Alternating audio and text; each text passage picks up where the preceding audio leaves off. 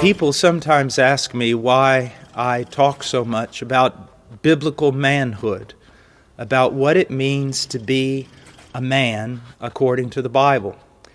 Well, let me put it this way.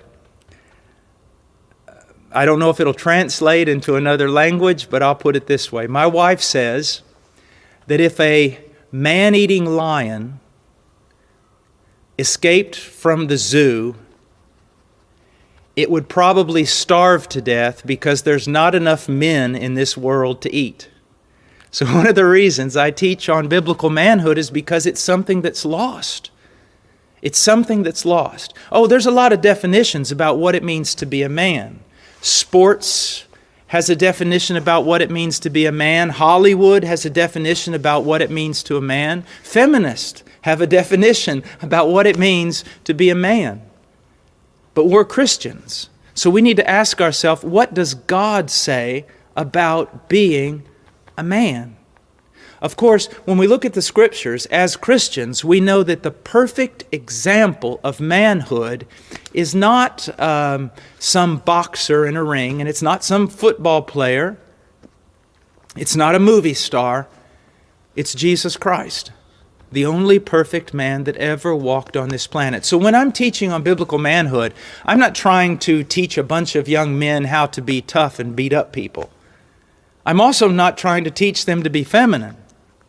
I'm trying to teach them to be like Christ.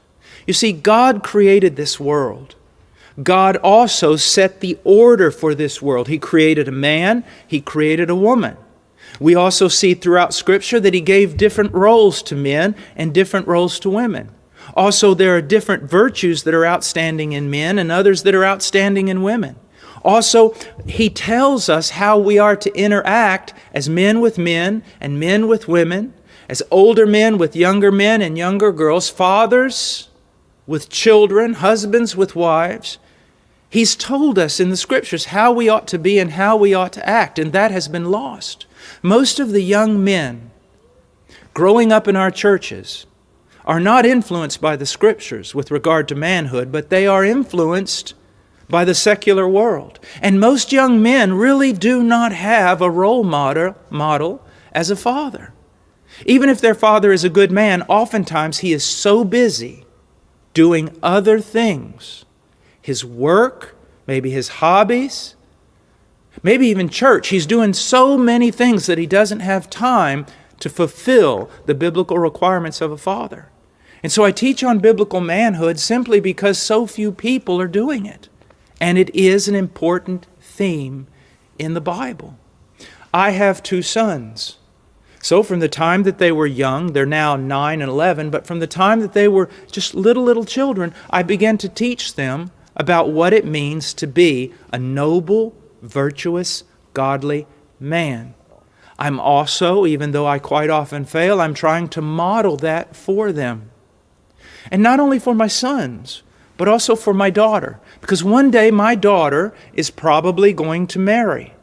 She's going to find someone, or someone is going to find her. God's going to bring her together with someone else who's a young man.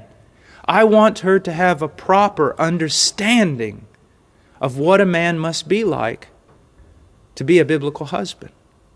So I consider this very, very important, extremely important, especially in light of everything that we're seeing today in our world. Do you realize that our entire world is shifting? Ideas are shifting, culture is shifting, and many of these shifts are not in agreement with the Scriptures, but actually oppose the Scriptures and are aggressive against the Scriptures.